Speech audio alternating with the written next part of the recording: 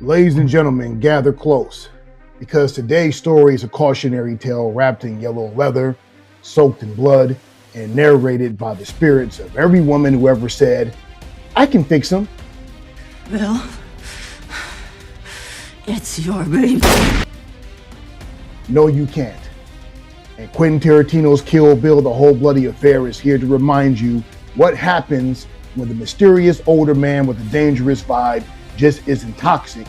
He's a full-blown international crime boss with a flute and abandonment issues. I'm a killer. I'm a murdering bastard, you know that? And there are consequences to breaking the heart of a murdering bastard. He told her exactly what he was all about in this review of the movie Insurrectionist.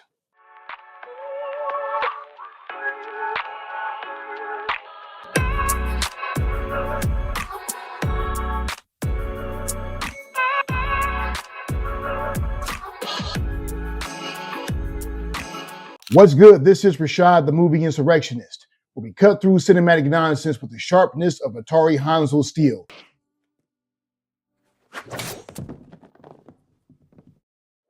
If you're new to this channel, hit subscribe, smash the like, and ring the notification bell like Pai Mei slapping your hand for bringing him unsalted rice.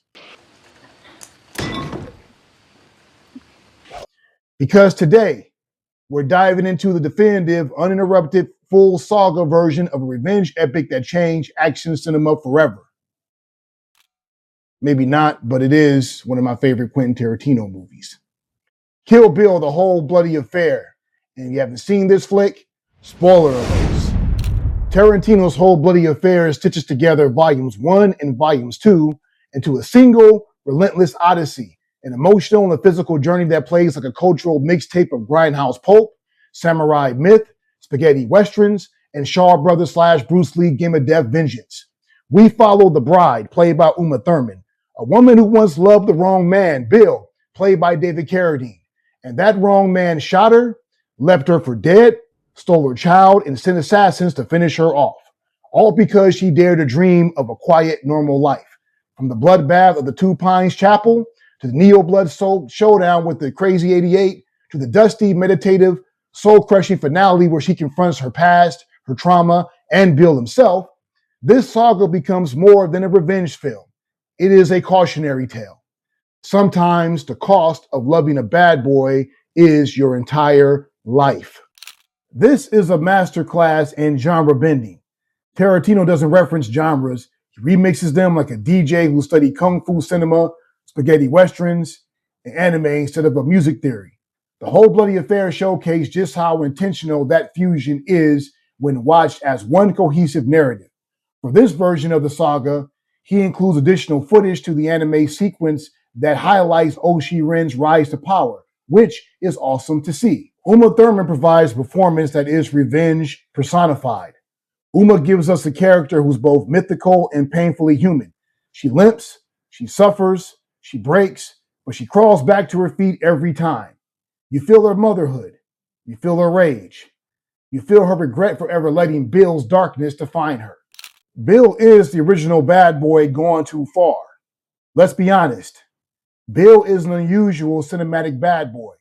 He's older, charismatic, jealous, manipulative, and keeps a katana at arm's reach while playing the flute solos like a Bond villain on sabbatical.